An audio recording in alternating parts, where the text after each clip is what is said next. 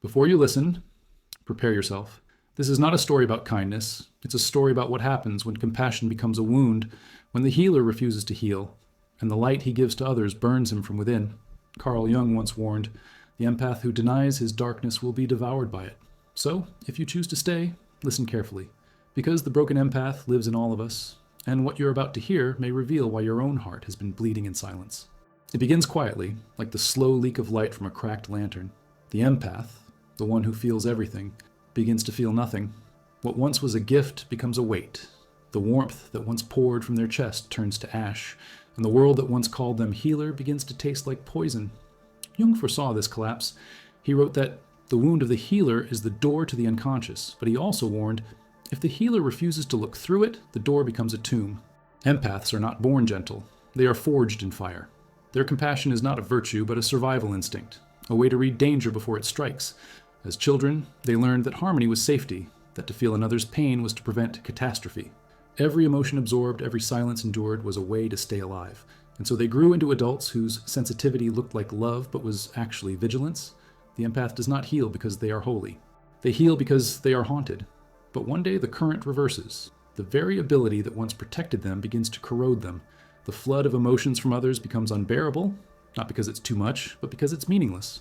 The empath realizes they have spent their life serving ghosts, other people's moods, wounds, projections. They mistake exhaustion for virtue. They confuse depletion with compassion. Jung saw this as the shadow side of the archetype of the healer, when the savior becomes addicted to saving, when empathy turns to ego disguised as mercy. Imagine a woman named Clara. She works in a hospital ward, her hands steady, her smile soft. Patients love her, colleagues rely on her. But when she returns home, the silence feels hostile. She cannot bear her own company. She turns on the TV for background noise, scrolls endlessly through faces she does not know. At night, she dreams of drowning in a lake filled with the voices of others. Jung would call this psychic flooding, the soul overwhelmed by the emotions it cannot integrate. Clara's kindness is no longer compassion. It is compulsion. Neuroscience confirms what Jung intuited a century ago. The empath's brain, especially the mirror neuron system, fires excessively when witnessing the suffering of others. Over time, chronic empathy activates the amygdala, the brain's alarm center, leading to burnout, depression, and dissociation.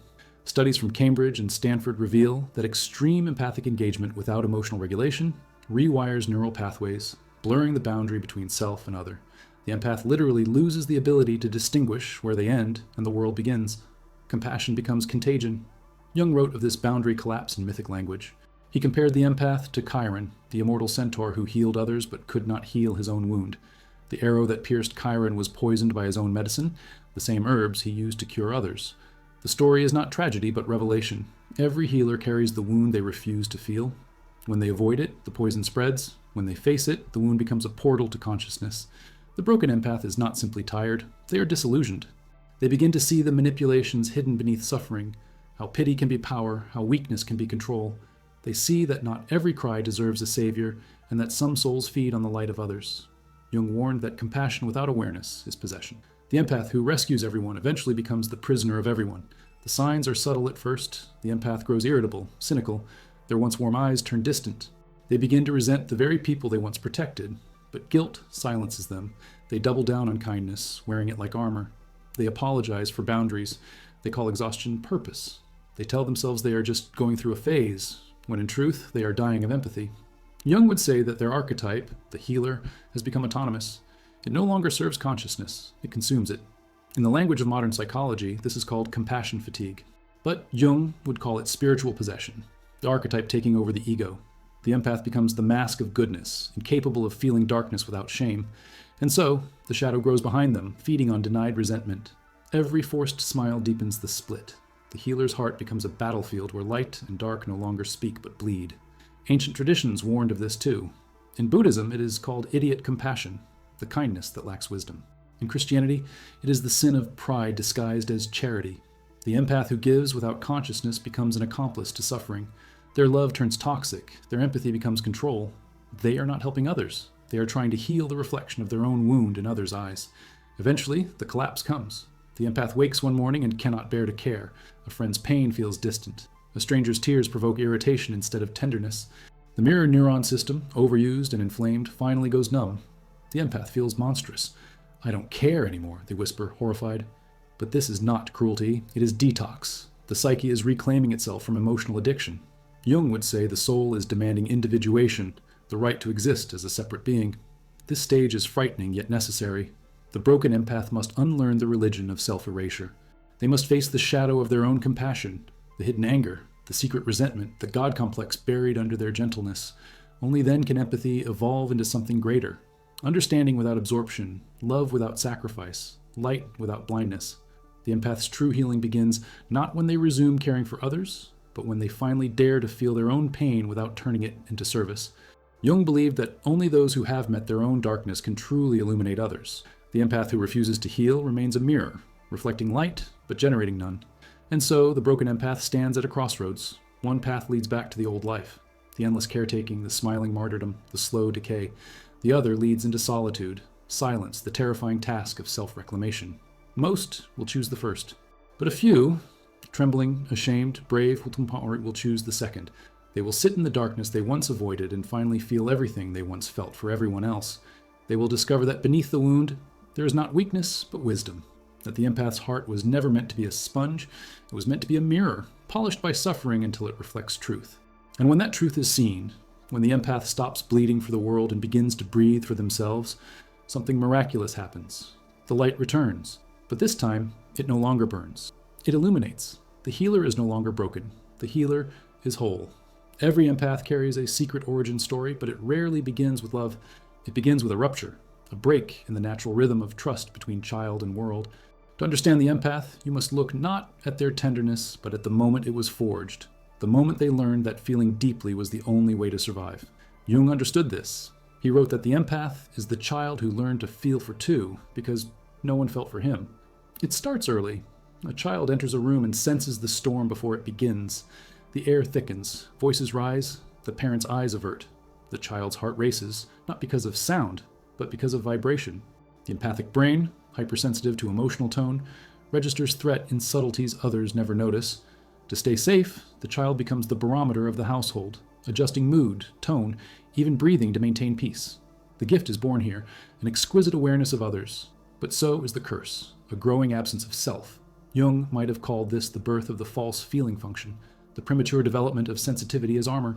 The empath learns that love must be earned through emotional labor, that harmony is safer than honesty.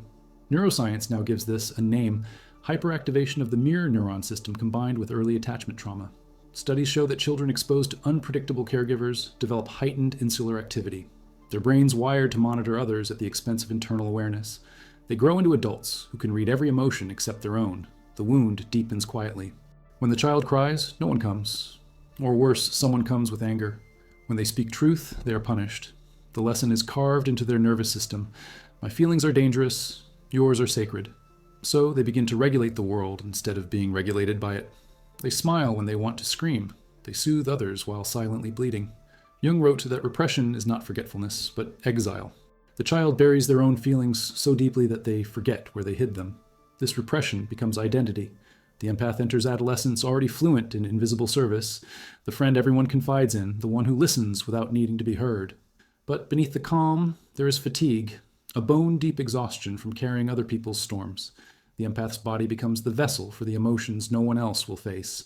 Headaches, insomnia, digestive pain, psychosomatic echoes of other people's chaos. Jung believed that the body carries what the psyche cannot.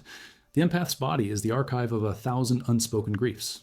One of Jung's case studies describes a young woman who fainted whenever someone near her wept. She was diagnosed with hysteria, but Jung saw something different. He called it psychic contagion, the unconscious identification with another's emotion. Her empathy was so absolute that her nervous system could not distinguish her own grief from others. Jung realized that what we call sensitivity can also be possession. The soul invaded by the suffering it refuses to witness from a distance. Modern trauma theory mirrors this insight. Dr. Bessel van der Kolk calls it emotional overcoupling. The nervous system, conditioned by early instability, fuses with the signals of others. The empath does not mirror emotions, they absorb them. Over time, this leads to identity diffusion, a clinical term for the loss of a coherent sense of self. The empath lives as a collection of other people's feelings, stitched together by obligation. Yet within this pathology lies potential. Jung believed that the empath's wound is not a defect, but an initiation. In mythic language, it is the descent into the underworld, the ordeal required before rebirth. He compared it to the story of Psyche, who must wander through the dark tasks of Aphrodite before reuniting with Eros. Each trial forces her to see what she carries within: envy, fear, longing. The empath, too, must descend into their own pain to reclaim what they surrendered as children, the right to feel for themselves. But few do. Most empaths stay in the upper world, performing goodness. They wear their compassion like armor, mistaking exhaustion for purpose. They rescue others to avoid rescuing themselves. Jung warned that the healer who avoids their own wound becomes dangerous. Their help turns manipulative. Their empathy becomes control. Unlived life, he said, does not disappear. It oozes out in dark corners. In the empath's life, those corners appear as relationships that mirror their childhood. They are drawn to those they can save: addicts, narcissists, the perpetually wounded, because saving them feels like redemption. But this is the unconscious reenacting the original trauma. The empath is trying to heal the parent through the lover, the friend, the world. Jung called this complex repetition the psyche's compulsion to recreate pain until it is understood. Let me tell you of one such empath, a man named Elias. As a boy, he learned to calm his mother's rages by sitting silently beside her until she wept. As an adult, he becomes a counselor, celebrated for his gentleness, but behind his kindness lies terror. When a patient cries, he feels dizzy. When they thank him, he feels guilt. He cannot bear to see gratitude because it feels undeserved. His empathy is penance. Jung would say Elias is still sitting beside his mother, trying to fix a wound that was never his. The origin of the empath's wound is not in the heart, but in the boundaries. They were never allowed to form. Compassion became a survival reflex. Neuroscience shows that early trauma alters the development of the vagus nerve, the body's communication line between emotion and physiology. This is why the empath's chest tightens in crowded rooms, why their stomach churns with others' sorrow. Their bodies are antennas tuned to frequencies they cannot turn off. But Jung's genius was in seeing that the wound, if faced consciously, becomes a bridge. In every pain, he wrote, there is a piece of truth too great to be borne. The empath's task is not to stop feeling, but to reclaim feeling as their own, to trace every external emotion back to its internal origin. This requires solitude, the kind of silence that once terrified them. In that silence, they begin to feel the contours of their own energy for the first time. It is disorienting, even painful, like skin growing back after a burn, but it is also sacred. Ancient wisdom knew this transformation well. In shamanic initiation, the healer is chosen through suffering. They fall ill, sometimes nearly die, and return with the ability to heal others. But the lesson is clear. The power does not come from avoiding pain, but from walking through it. Jung saw the same process in his patients. The empath who faces their own wound stops being a mirror and becomes a vessel, not reflecting others' emotions, but containing truth. So if you find yourself overwhelmed by the pain of others, if you feel drained by every act of kindness, know this: it is not because you are broken. It is because you are still trying to heal the child who had to feel everything to survive. The empath's journey begins not with healing others, but with forgiving themselves for the years they believed that was their only purpose. The wound will never vanish. It will remain like a scar that glows in moonlight, a reminder, not of suffering, but of initiation. For it was the wound that opened the door, and through that door, consciousness entered. And so, the empath who refuses to heal must eventually choose: continue to bleed for the world, or let the world bleed through them until they find the still point that Jung called the self, the center that feels everything but belongs to nothing. Every empath reaches a moment when their kindness becomes a weapon turned inward. It begins invisibly, like a slow leak in the soul. One day, the empath notices that even joy feels heavy, that every act of care leaves behind an echo of resentment. They still smile, still listen, still comfort. But beneath the gentleness, something has cracked. This is not fatigue, it is fracture. Jung called it an antiodromia, when something carried to its extreme turns into its opposite. Compassion, once light, becomes poison. The collapse begins with betrayal, not from others, but from the self. The empath, so fluent in reading the emotions of others, realizes they no longer understand their own. They give out of obligation, not love. They soothe to avoid silence. Every "I'm fine" they utter feels like a confession. The persona of the healer has devoured the human beneath. Jung saw this in his patients who became addicted to virtue. They feared selfishness more than death. But he warned that the psyche cannot survive perpetual self-sacrifice. When the conscious mind refuses to balance, the unconscious revolts. At first, the revolt looks like apathy. The empath stops returning calls, avoids the people they once helped. They feel guilty, then numb. Their dreams darken, oceans without shores, children crying behind glass, rooms filling with smoke. These are not random horrors. They are the language of the soul demanding recognition. Jung taught that dreams do not lie, they compensate. The more the empath denies their exhaustion, the more violently the unconscious insists. Neuroscience now traces the biology of this rebellion. Chronic empathy activates the same neural pathways as physical pain. The anterior insula, responsible for emotional resonance, floods with activity. Over time, this constant firing exhausts the brain's reward system. The empath's capacity for pleasure collapses. They become chemically incapable of joy. Studies on caregiver burnout showed depleted dopamine and serotonin levels identical to those in severe depression. The empath's mind has mistaken self-annihilation for morality. In Jungian language, the archetype of the healer has turned demonic. When an archetype dominates consciousness, it becomes autonomous. It behaves like a living entity. The empath who cannot stop caring even as they crumble is no longer acting freely. They are possessed. They call it duty, compassion, love. But the truth is darker. It is addiction to significance. The broken empath fears irrelevance more than pain. Saving others makes them feel real. Without suffering to heal, they dissolve. Ancient myths foresaw this collapse. In Greek lore, there was the goddess Eos, who fell in love with a mortal man and begged Zeus to grant him immortality. Zeus agreed, but Eos forgot to ask for eternal youth. Her lover lived forever, but aged without end, shriveling into despair. This is the empath's curse. Immortality of feeling without renewal of self. They keep giving long after their soul has aged into ash. Picture a man named Gabriel, a social worker admired for his compassion. He spends his days in shelters, listening to stories of suffering. At night, he drinks in silence. He tells himself it's to sleep, but the bottle is not anesthesia, it's confession. Each sip says what he cannot. I am tired of caring. He wakes with guilt, promises to do better, and repeats the cycle. Jung would say Gabriel's collapse is not failure, but initiation. The self is trying to reclaim him from the archetype. Modern psychology calls this compassion fatigue, but Jung would call it the dark night of the empathic soul. The collapse is necessary because the false self must die. The empath's empathy was never pure. It was performance, a desperate ritual to maintain belonging. When that ritual breaks, they meet their shadow, the parts of them that resent the very people they claim to love. Rage surfaces, shame follows, and then emptiness. But the emptiness is sacred. It is the silence after the storm, the psychic void where the true self can breathe again. Yet most empaths fear this silence. They mistake it for cruelty, for losing their humanity. So they cling to the mask, forcing kindness until their body rebels. Chronic illness, anxiety, burnout. Each is the psyche's physical protest. Jung observed that when the soul's voice is ignored, the body speaks in its place. The gods have become diseases, he wrote, meaning that the divine energies we refuse to integrate manifest as symptoms. The empath's migraines, their insomnia, their fatigue, these are modern gods demanding attention. Spiritual traditions describe the same fall. In Buddhism, it is the bodhisattva who forgets that compassion must include himself. In Christianity, it is the martyr who dies on the cross daily, not for redemption, but from guilt. In Hindu philosophy, it is the over-identification with karma yoga, action without attachment, until action becomes compulsion. The empath's collapse is a distorted imitation of sainthood. They confuse annihilation with transcendence. But Jung insisted that descent is not defeat. The collapse, terrifying as it feels, is the threshold of individuation, the breaking of false virtue. The empath who falls into darkness begins to encounter the truth that compassion without boundaries is not love, it is consumption. Only when the healer's illusion burns away can authentic empathy emerge. Empathy that sees, not saves. Neuroscientific studies now reveal what Jung intuited symbolically. Mindfulness and self-awareness rewire the same brain regions damaged by chronic empathy. When the empath turns inward, through silence, through solitude, the prefrontal cortex strengthens, emotional regulation returns, and the insula learns to differentiate self from other. The brain rediscovers its borders.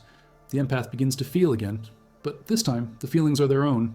The final phase of collapse is revelation. The empath looks at the faces of those they once saved and sees them differently, not as victims, but as mirrors. Each person they healed was a fragment of their own unhealed self calling for attention. Jung believed that every encounter is a projection of the inner world. When the empath realizes this, the endless cycle of caretaking ends. Compassion transforms into clarity. Yet this transformation is not gentle. It feels like sacrilege. To stop rescuing feels like betrayal. To say no feels like violence. But slowly, the body begins to rest, the mind begins to quiet, and a strange peace replaces guilt. The empath discovers a radical truth. The world does not collapse when they stop holding it. The sun rises without their permission. Life continues. In that realization, the empath dies and is reborn, not as savior, but as witness. They can still love deeply, but their love no longer wounds. They can still feel pain, but it no longer devours. The collapse has burned away the false holiness that demanded sacrifice. What remains is simple, human, whole. Jung once wrote, "No tree can grow to heaven unless its roots reach down to hell." The broken empath has reached those roots. Their compassion, once a weapon, now becomes wisdom. They have learned that true healing does not come from endless giving, but from balance, the ability to hold both suffering and serenity in the same breath. And when they rise from the ruins of their collapse, they understand the most paradoxical truth of all. To save the world, they must first allow themselves to live. The empath believes they are feeling others out of love. Science suggests something darker. They are addicted. Not metaphorically, not poetically, neurologically. The brain of the empath, sculpted by trauma and repetition, becomes chemically dependent on the emotions of others. The high of helping, the rush of rescuing, the sting of another's pain, each triggers the same pathways as a drug. Jung might have called it possession. Neuroscience calls it reward circuitry. Two languages describing the same enslavement. It begins in the limbic system, the emotional core of the brain. When an empath perceives suffering, the anterior insula and anterior cingulate cortex light up, regions responsible for emotional resonance. This is the neural engine of empathy, the reason a child cries when another child. But in the empath, these regions don't quiet afterward. They remain inflamed, sending constant distress signals. The brain floods with oxytocin, the hormone of bonding, and dopamine, the neurotransmitter of reward. Every act of care releases a chemical sigh of relief. I matter because I help. Over time, this becomes a loop. The empath's nervous system, accustomed to the adrenaline of crisis, begins to crave it. When things are calm, they feel restless, even empty. Peace feels like withdrawal, so they unconsciously seek new pain to absorb, new wounds to mend, new chaos to soothe. Jung described this pattern symbolically as feeding the dragon to feel alive. Modern psychologists call it codependent reward conditioning. The empath's biology has mistaken intensity for intimacy. But addiction always carries a price. Chronic activation of the limbic system floods the body with cortisol, the stress hormone. The immune system weakens, digestion falters, sleep collapses. The body enters a state of permanent alertness, hyperarousal. Neuroscientists at Stanford found that long-term caregivers show neural wear similar to combat veterans, thinning in the prefrontal cortex and overgrowth in the amygdala. The empath's brain, sculpted by constant emotional warfare, becomes a battlefield itself. Jung would have seen this as the shadow of the healer's archetype, the unconscious desire to merge with others, to dissolve boundaries until self and other are indistinguishable. To the psyche, this merging feels divine. To the brain, it feels like danger. Every empathic surge releases dopamine, pleasure tied to purpose, and cortisol, fear tied to survival. The body oscillates between euphoria and exhaustion, love and terror. The empath becomes biologically entrained to the suffering of others, unable to rest unless someone else bleeds. Ancient wisdom warned of this long before neuroscience named it. In the Upanishads, there's the tale of Indra's net, a web of jewels reflecting one another infinitely. To touch one is to vibrate all, but the sages cautioned, without stillness at the center, the web collapses under its own resonance. The empath lives inside that web, vibrating endlessly, forgetting they too are a jewel, not just a mirror. Jung would say the empath has lost the axis mundi, the inner center that anchors consciousness in the midst of chaos. Imagine an empath named Livia, a therapist, who can't stop thinking about her clients after hours. She dreams of them, worries for them, feels their pain in her own bones. She tries meditation, journaling, detachment, but nothing helps. Her brain has been rewired by years of emotional immersion. Every text from a suffering patient releases a microdose of purpose. Every moment of quiet triggers anxiety. When her supervisor suggests taking time off, she panics. Without her patient's pain, she does not know who she is. Jung would recognize Livia as the archetypal wounded healer at the brink of psychic possession. Neuroscience can now map this state. The same reward circuits activated by empathy, the nucleus accumbens, the ventral tegmental area, are those hijacked by narcotics. The brain does not distinguish between the euphoria of helping and the high of heroin. In both cases, withdrawal follows the absence of stimulus. The empath's crash manifests as emptiness, guilt, and compulsive self-sacrifice. Their body has learned to equate intensity with meaning. The paradox is cruel. The more the empath gives, the less they feel alive without giving. This is why boundaries feel suffocating. Detachment feels cruel. Rest feels dangerous. The nervous system associates calm with abandonment. Jung, speaking in symbolic language, would say the empath is possessed by the demon of compassion, a psychic entity that demands sacrifice in exchange for identity. But there is a way out, and it begins where addiction always ends, with withdrawal. Not the gentle kind, but the brutal kind that feels like dying. The empath must detox from the emotions of others. It is not enough to meditate or journal. They must confront the physiological craving for external suffering. Their brain, deprived of its emotional stimulant, will rebel. Anxiety, emptiness, restlessness, they will come like ghosts demanding attention. Jung would call this the nigredo, the blackening phase of alchemical transformation, when all false gold turns to ash. During this stage, solitude is medicine. Modern neurobiology confirms what mystics always knew. Sensory deprivation resets the limbic system. Silence restores the brain's capacity for self-regulation. The empath must learn to sit with their own emotional silence without fleeing into the pain of others. At first, it feels unbearable. Then, slowly, the nervous system rebalances. The prefrontal cortex regains dominance, cortisol drops, and dopamine stabilizes. Pleasure no longer depends on suffering. As this reorganization unfolds, something miraculous happens. The empath begins to feel their own emotions for the first time, raw, unfiltered, unshared. They realize that beneath their chronic empathy lay a deep, neglected sorrow. The tears they shed for the world were their own all along. Jung would call this the turning point of individuation, the moment when projection collapses and the soul begins to reclaim its fragments. Science and symbolism meet here. Neuroscientists call it homeostatic integration, the body restoring equilibrium after overstimulation. Jung called it the return of the self. The language differs, the experience does not.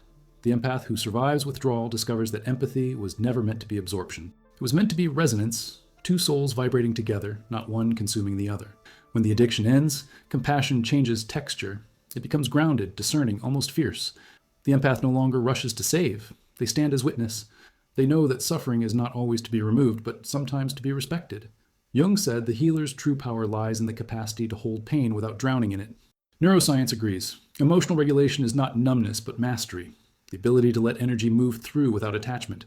So the empath learns to breathe again, to watch without merging, to feel without feeding, to love without losing. The possession breaks, and the body remembers its original rhythm. What remains is empathy purified by consciousness, compassion that no longer burns, only illuminates. And perhaps, in that clarity, the empath finally understands the lesson hidden in their biology, the secret Jung foresaw, that what we call empathy is not the merging of souls, but the remembering that each soul was never separate to begin with. Before psychology gave it language, the ancients gave it myth. Long before Jung traced the empath's descent into the collective unconscious, every civilization had already whispered of the one who heals through their own pain, and of the curse hidden within that power. In Greek myth, it was Chiron, the immortal centaur struck by a poisoned arrow, condemned to eternal suffering but gifted with the power to heal others. He could save everyone but himself. That was the paradox Jung recognized as the archetype of the wounded healer, the seed of the empath's torment and the map of their transformation. Chiron's wound was not an accident.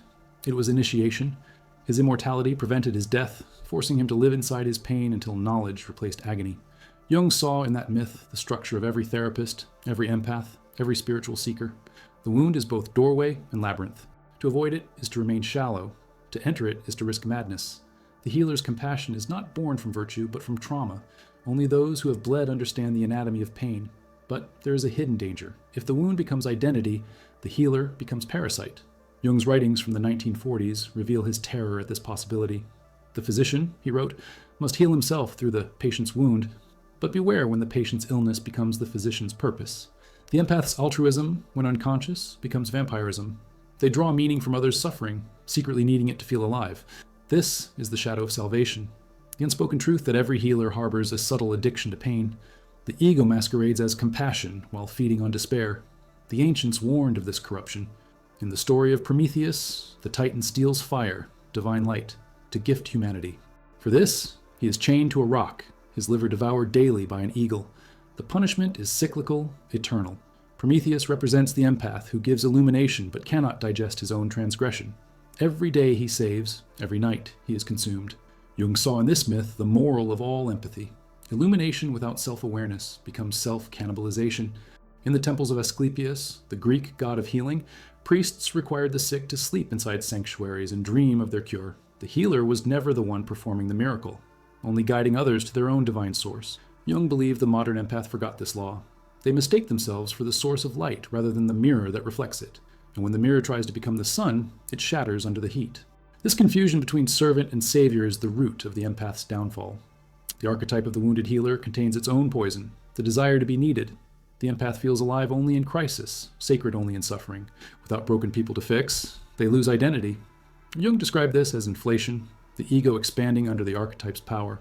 The healer, he wrote, who identifies with the archetype ceases to be human and becomes myth, and myth destroys what it inhabits. The shamanic traditions understood this far earlier. In Siberia, the apprentice healer was said to be chosen through dismemberment dreams, visions of being torn apart by spirits and rebuilt from bone. The meaning was clear. Only through symbolic death could one hold power without corruption. To heal others, you must first die to the need to be the healer. The empath's modern failure is that they stop halfway, they suffer, they awaken, but they never relinquish the identity. They remain addicted to the role, mistaking their trauma for destiny. Even religion echoes this paradox. Christ, the archetypal healer, bleeds on the cross but refuses to save himself. The Buddha attains enlightenment but stays in the world to guide others. Both figures embody the healed wound, compassion that emerges from integration, not martyrdom. But centuries of imitation have distorted their symbols. The empath inherits the image of the suffering savior without embodying the consciousness that transcended it. They bleed endlessly, believing pain itself is holy. Jung would call this shadow Christianity, the worship of suffering as proof of goodness. Modern neuroscience explains what myth encoded. Studies on altruism show that acts of giving activate the brain's reward centers, the same as addiction. When the empath over-identifies with helping, their identity fuses with this chemical loop. Every rescue reinforces the neural pattern. I exist because I am needed. The moment they rest, the pattern collapses, triggering withdrawal. Biologically and symbolically, the healer becomes the wound's prisoner. But Jung believed the archetype could be redeemed.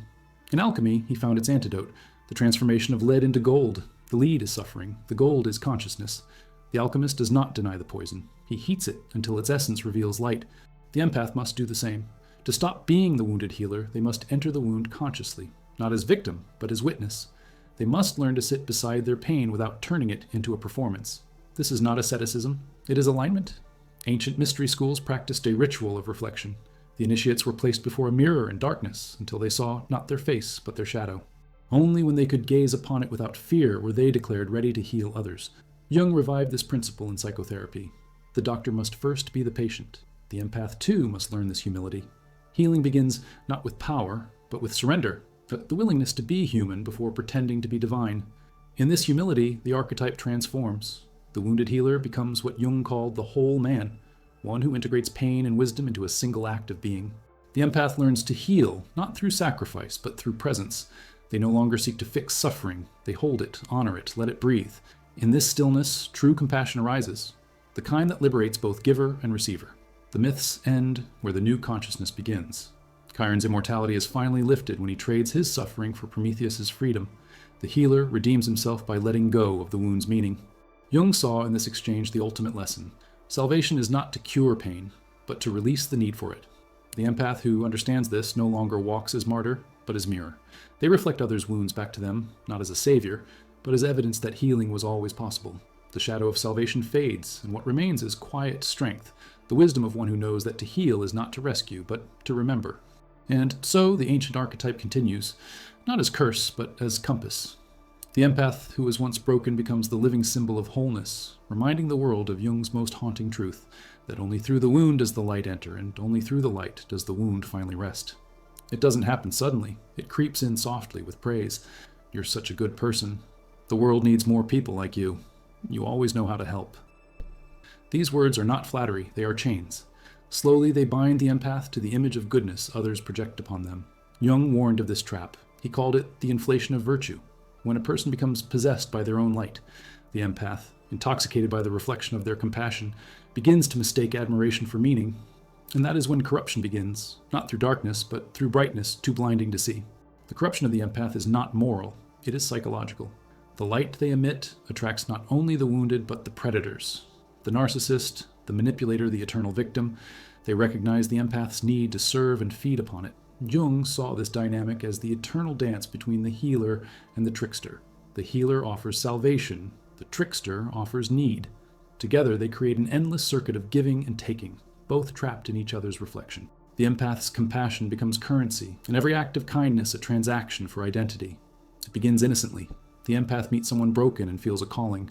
Their intuition whispers, "I can help." And for a time, they do. The person clings to their light. The empath glows brighter. Dopamine floods the brain. Purpose, connection, meaning. But soon, the balance tilts. The gratitude fades, replaced by expectation. The wounded demand more. The empath obliges, fearing to disappoint. Every refusal feels like betrayal. The empath mistakes depletion for devotion, and the manipulator mistakes control for love. Jung described this as psychic parasitism. In his essays on projection, he wrote that one who does not know his own darkness will be consumed by another's. The empath's blindness to their shadow makes them an easy host. They give endlessly, unaware that what they call compassion is often guilt disguised as grace. They don't help because they want to. But they help because they are afraid not to, afraid to be seen as selfish, afraid to be abandoned, afraid that without saving others, they might have to face their own emptiness. Modern psychology confirms what Jung intuited. Studies on emotional codependency reveal that chronic givers often exhibit heightened activity in the anterior cingulate cortex, the brain's guilt center, whenever they assert themselves. Saying no literally triggers a pain response. Their biology has been rewired to equate boundaries with harm. The body enforces the same conditioning the soul once endured. If I stop giving, I will not be loved. And so they continue. The corruption deepens. The worst part is that it feels righteous. The empath tells themselves they are being strong, faithful, loving. They justify toxicity as loyalty. Jung saw this as the ego's collaboration with the persona, the false self built on approval. The empath begins to wear goodness like armor, mistaking martyrdom for morality. But every mask, even one made of light, casts a shadow. Beneath their serenity, resentment festers. They start to despise the very people they help, yet can't stop helping them. It is spiritual Stockholm syndrome, the soul identifying with its own captivity. Myths warned of this centuries ago. In the story of Lucifer, the angel of light falls not because of hatred, but pride, the belief that his light was his own. Jung interpreted Lucifer not as evil incarnate, but as an archetype of inflation, consciousness consumed by its own radiance. The empath follows the same arc. They forget that their light is borrowed from something greater. They begin to play God, deciding who deserves saving, who deserves forgiveness. And like all gods born of pain, they create more suffering than they cure. Let us look at the story of Mara, a hospice nurse. Everyone praises her patience, her calm, her grace under pressure. But behind her eyes lives fatigue that no sleep can cure. She cannot say no, not to her patients, not to her family, not even to strangers. When her husband asks what she wants, she hesitates. She no longer remembers. One night, while comforting a dying man, she feels nothing.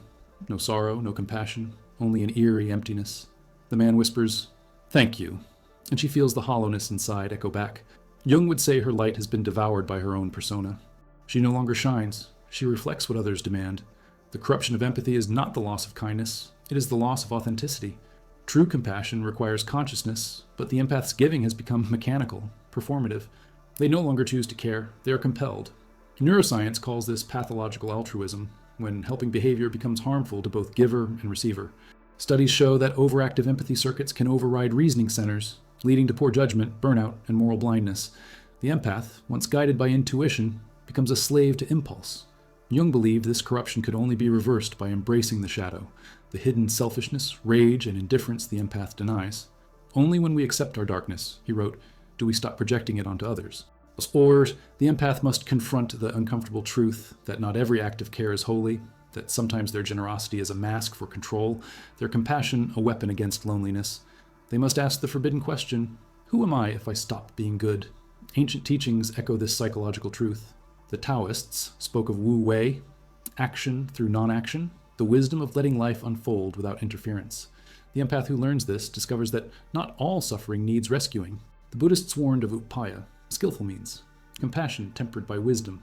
And in the Christian mystic tradition, St. Teresa wrote that the greatest act of love is sometimes to let another soul struggle alone. The empath who cannot allow pain to exist without intervening has confused love with fear. The corruption begins to break the moment awareness enters. When the empath watches their own reflex to fix, to please, to save, and pauses, that pause is sacred. It is the return of choice. It is consciousness reclaiming the throne from compulsion. The light begins to steady, no longer burning, but glowing. The empath stops being a resource and becomes a presence. People still seek them, but now their energy is mirror, not magnet. They reflect, not absorb. Jung saw this state as individuation, the integration of light and dark into wholeness. The healed empath no longer divides the world into victim and rescuer, sinner and saint. They see the hidden symmetry of suffering, that pain, too, is a teacher. Compassion becomes discernment, love becomes boundary, light becomes awareness. But before that integration, every empath must pass through the corruption, must see their goodness tainted and their motives questioned. It is a sacred contamination, the fall necessary before ascension. For only when the empath's light has burned them blind can they finally see what lies beyond the brilliance, not purity, but presence. And in that presence, love no longer demands exhaustion. It demands truth. The empath's awakening never arrives as light breaking through clouds. It begins in the dark, with collapse. The death of illusion is the birth of truth, but the delivery is bloody. Jung called this descent nigredo, the blackening of the soul, when the false identity rots away. What follows are not stages of peace, but initiations of pain, each one a dismantling of a mask, each one closer to what he called the self, the uncorrupted core that feels without drowning. The first phase is disillusionment. It's the moment the empath stops believing that goodness guarantees safety, the collapse of naivete. They begin to see that their endless giving has not created harmony, only dependency. They start to recognize manipulation disguised as need, love poisoned by control, and the way they have mistaken guilt for empathy. Disillusionment feels cruel. It shatters the sacred myth of being the light in others' darkness. But Jung insisted that disillusionment is not cynicism. It is vision sharpened by pain. The eye that once wept now sees. The second phase is withdrawal. The empath retreats, not as avoidance, but as necessity. They vanish from gatherings, silence phones, cancel plans. The world calls it selfishness. It is survival. The nervous system, long hijacked by others' emotions, demands solitude to recalibrate. In this isolation, the empath confronts a frightening void. Without the needs of others, who are they? Jung described this as the loss of psychic projection, the stage when one must reclaim all the energy poured outward.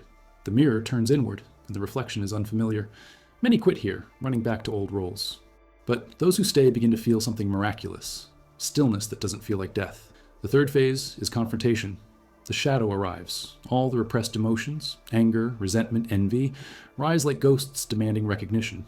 The empath, conditioned to equate negativity with evil, feels horror. They don't want to see the violence within, the hunger for power, the secret pleasure in being needed. But Jung taught that one does not become enlightened by imagining figures of light, but by making the darkness conscious.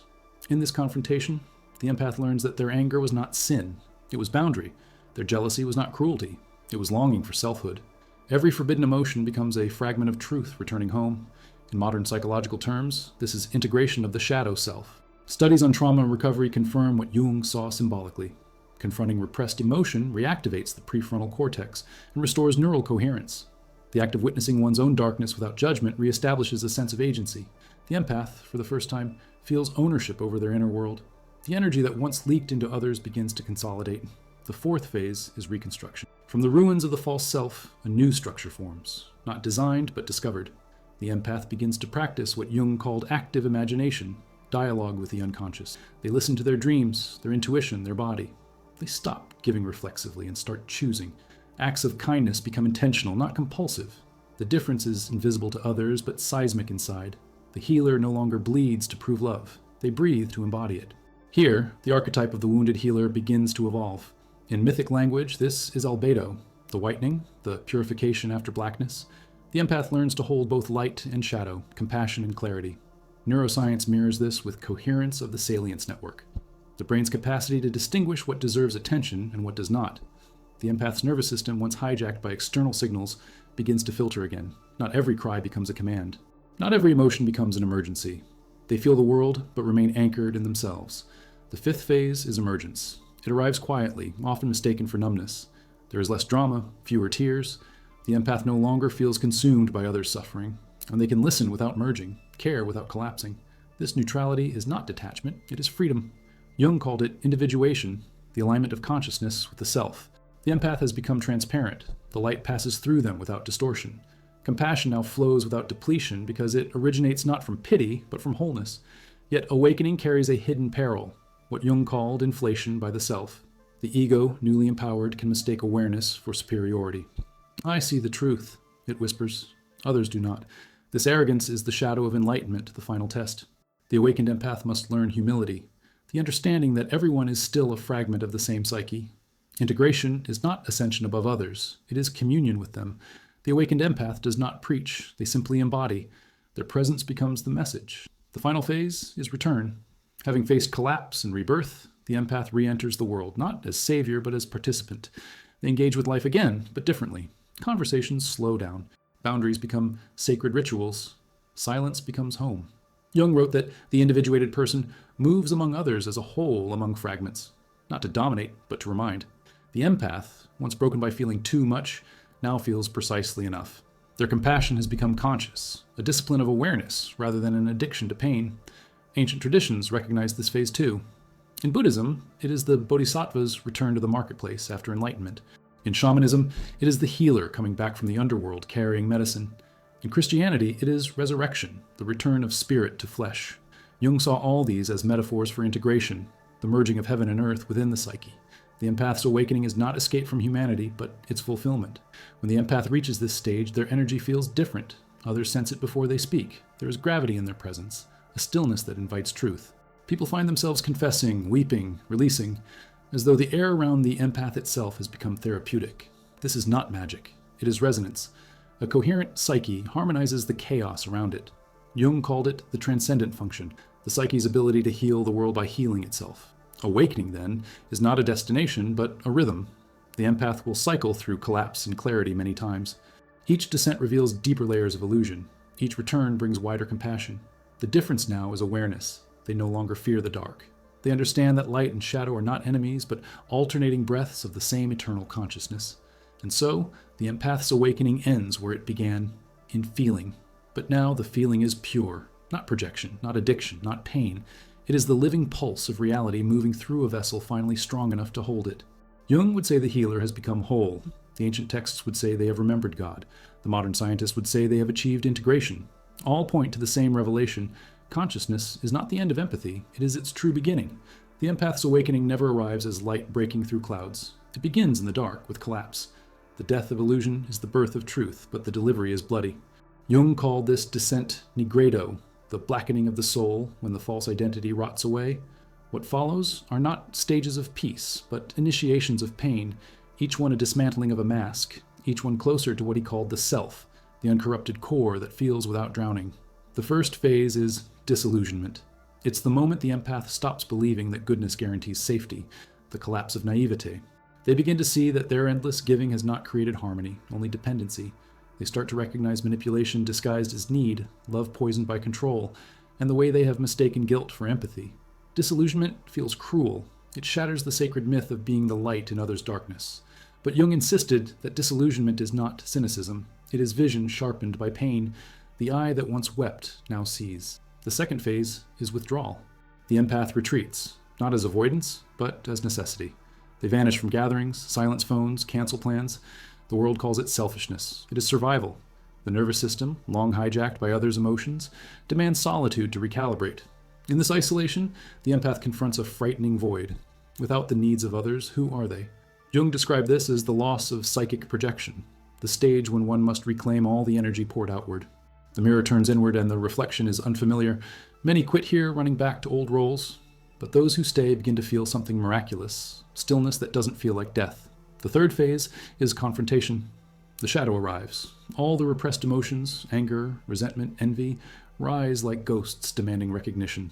The empath, conditioned to equate negativity with evil, feels horror. They don't want to see the violence within, the hunger for power, the secret pleasure in being needed. But Jung taught that one does not become enlightened by imagining figures of light, but by making the darkness conscious. In this confrontation, the empath learns that their anger was not sin, it was boundary. Their jealousy was not cruelty, it was longing for selfhood. Every forbidden emotion becomes a fragment of truth returning home. In modern psychological terms, this is integration of the shadow self. Studies on trauma recovery confirm what Jung saw symbolically.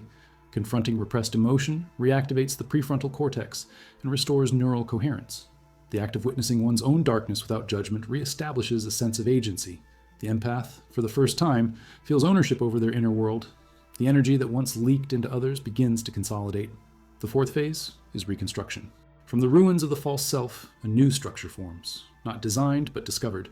The empath begins to practice what Jung called active imagination, dialogue with the unconscious. They listen to their dreams, their intuition, their body. They stop giving reflexively and start choosing. Acts of kindness become intentional, not compulsive. The difference is invisible to others, but seismic inside. The healer no longer bleeds to prove love. They breathe to embody it. Here, the archetype of the wounded healer begins to evolve. In mythic language, this is albedo, the whitening, the purification after blackness. The empath learns to hold both light and shadow, compassion and clarity. Neuroscience mirrors this with coherence of the salience network, the brain's capacity to distinguish what deserves attention and what does not. The empath's nervous system, once hijacked by external signals, begins to filter again. Not every cry becomes a command. Not every emotion becomes an emergency. They feel the world, but remain anchored in themselves. The fifth phase is emergence. It arrives quietly, often mistaken for numbness. There is less drama, fewer tears. The empath no longer feels consumed by others' suffering, and they can listen without merging, care without collapsing. This neutrality is not detachment, it is freedom. Jung called it individuation, the alignment of consciousness with the self. The empath has become transparent. The light passes through them without distortion. Compassion now flows without depletion because it originates not from pity, but from wholeness. Yet awakening carries a hidden peril, what Jung called inflation by the self. The ego, newly empowered, can mistake awareness for superiority. I see the truth, it whispers. Others do not. This arrogance is the shadow of enlightenment, the final test. The awakened empath must learn humility, the understanding that everyone is still a fragment of the same psyche. Integration is not ascension above others, it is communion with them. The awakened empath does not preach, they simply embody. Their presence becomes the message. The final phase is return. Having faced collapse and rebirth, the empath re-enters the world, not as savior, but as participant. They engage with life again, but differently. Conversations slow down. Boundaries become sacred rituals. Silence becomes home. Jung wrote that the individuated person moves among others as a whole among fragments, not to dominate, but to remind. The empath, once broken by feeling too much, now feels precisely enough. Their compassion has become conscious, a discipline of awareness rather than an addiction to pain. Ancient traditions recognize this phase too. In Buddhism, it is the bodhisattva's return to the marketplace after enlightenment.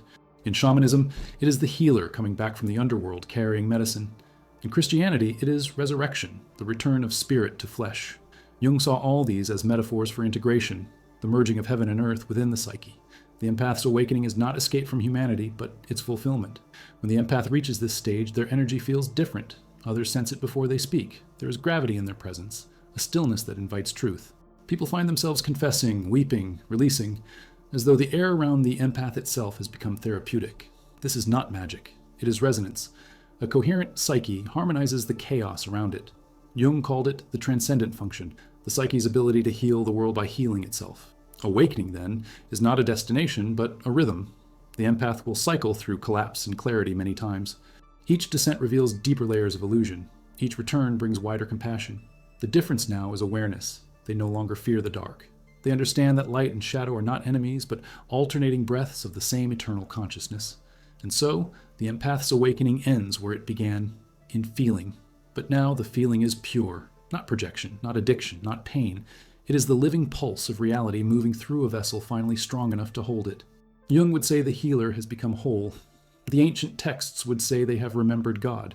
The modern scientist would say they have achieved integration. All point to the same revelation. Consciousness is not the end of empathy. It is its true beginning. There comes a point when the empath realizes that salvation does not come from more openness, but from walls, not the walls of isolation, but of sacred containment. Jung once said, "No tree can grow to heaven unless its roots reach down to hell." Boundaries are those roots. They descend into the soil of the unconscious, anchoring the empath against the storm of other people's pain. Without them, the soul becomes a sponge. With them, it becomes a vessel. The difference is not in feeling less, but in knowing where feeling ends. In a world that confuses boundaries with coldness, the empath struggles to defend their fortress. They have been conditioned to believe that saying no is cruelty, that protecting their energy is selfish. Yet Jung knew that individuation, the birth of true consciousness, demands separation before unity. There is no union without division, he wrote. Boundaries are not the death of compassion.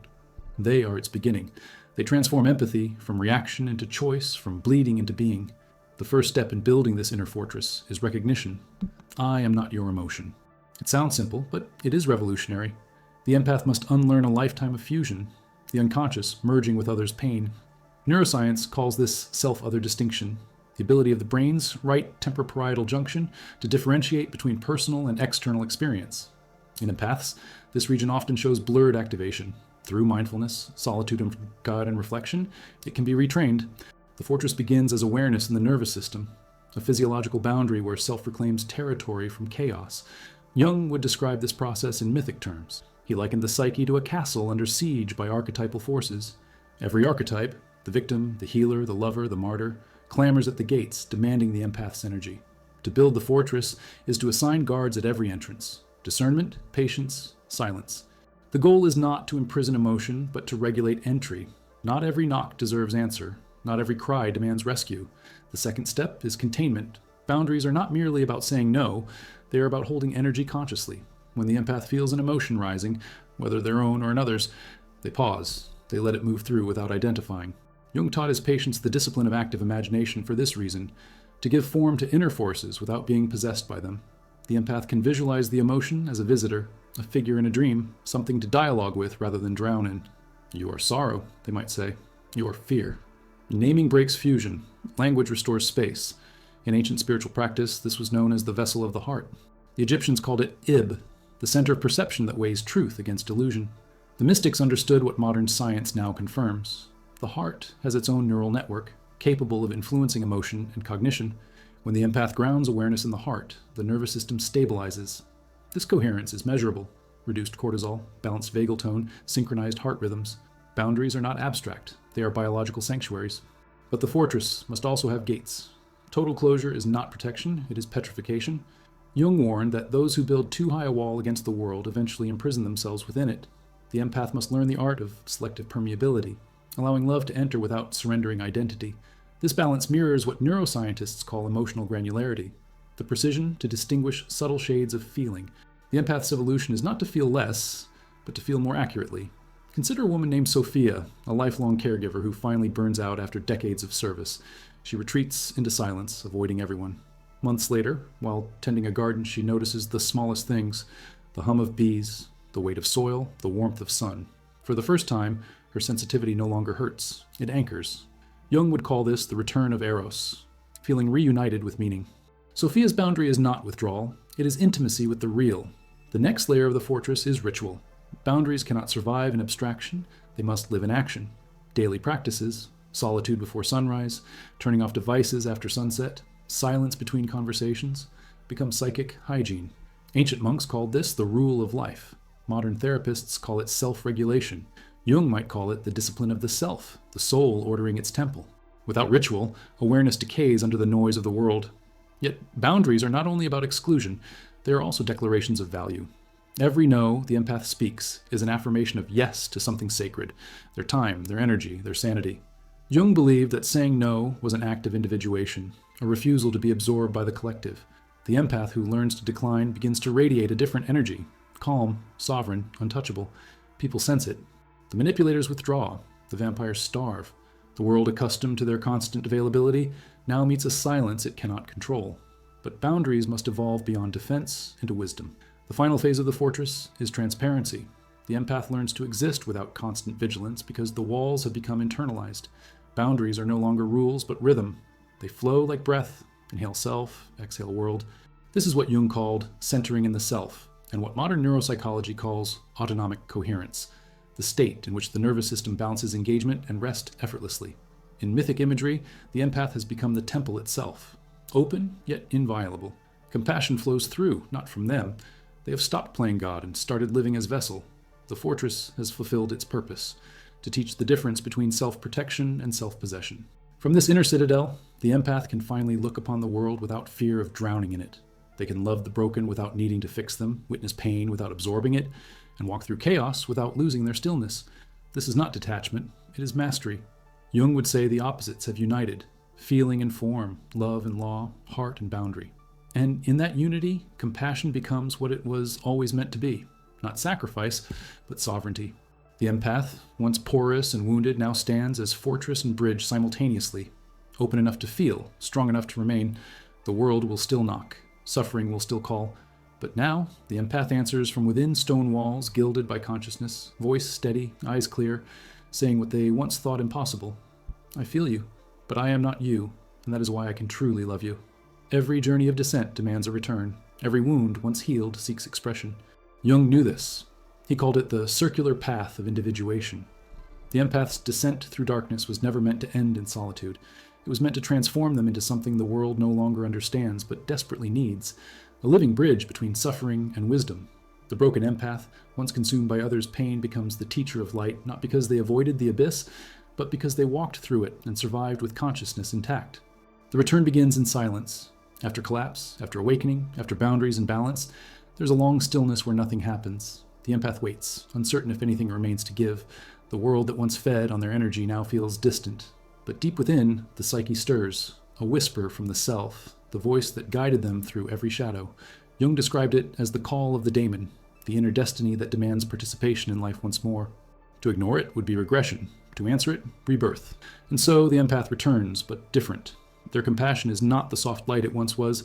It is something denser, slower, quiet but unyielding. They have learned that real light is not brightness but clarity. It does not blind, it reveals. They walk into the same world, but their perception is altered. Where they once saw victims, they now see mirrors. Where they once saw pain, they now see transformation in progress. They no longer rescue, they recognize. This is what Jung meant when he said, "He who looks outside dreams, he who looks inside awakes." The awakened empath now looks outward from the center of inner awareness. In this phase, the empath becomes what the ancients called the psychopomp, the soul guide. Not a savior, not a martyr, but a presence that helps others cross thresholds. They listen not to fix, but to illuminate. Their silence becomes medicine. Their calm becomes mirror. People sense it instinctively. Conversations deepen around them. Strangers confess. The world, still frantic in its noise, leans toward their stillness like a child toward its mother's heartbeat. This is not charisma. It is coherence.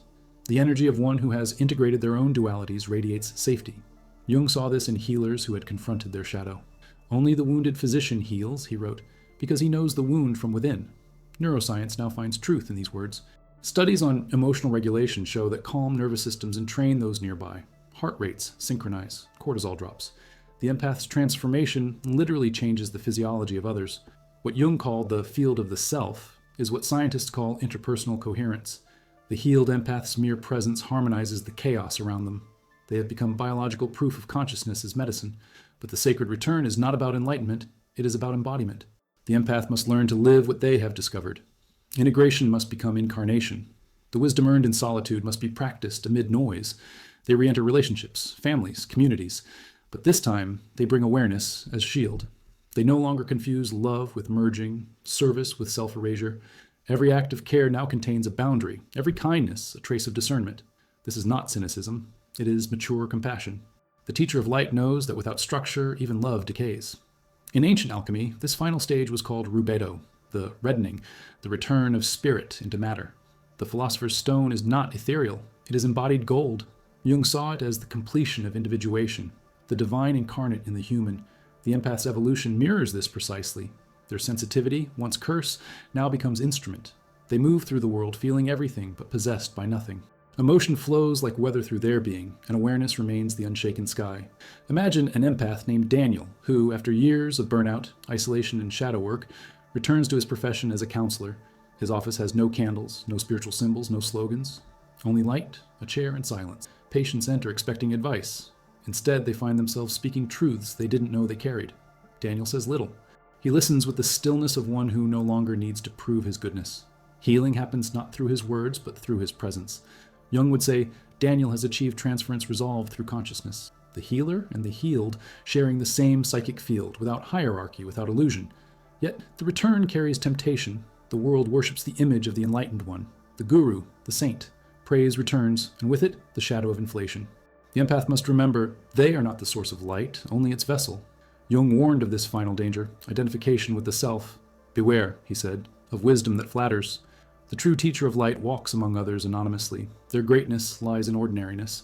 They teach through example, not doctrine, through authenticity, not authority. Spiritual traditions echo this humility. In Zen, it is said that after enlightenment, one simply chops wood and carries water.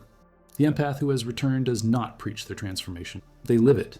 Their empathy becomes practical, listening without absorbing, helping without rescuing, forgiving without forgetting. They embody what Jung called the paradox of consciousness, fully human, yet rooted in something eternal. Over time, their influence ripples outward. Families shift, communities calm, the collective field softens. This is the invisible revolution Jung dreamed of, not through ideology, but through awareness multiplied. The empath's healing becomes humanity's. The once broken vessel has become conduit for collective balance. This is the fulfillment of the archetype, the healer redeemed from his wound.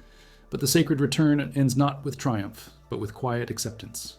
The empath understands that healing is never final. The wound will reopen, the shadow will whisper, the cycles will continue. Yet now there is no fear. Each descent is another layer of wisdom, each fall another chance to practice presence. Jung believed this was the essence of human evolution, consciousness spiraling endlessly between light and dark, integrating both a little more each time. And so the broken empath, the one who once mistook love for suffering, who bled for others to feel alive, now becomes the teacher who needs no title, no followers, no applause. Their life itself becomes the sermon. That empathy without awareness is slavery, but empathy with awareness is grace.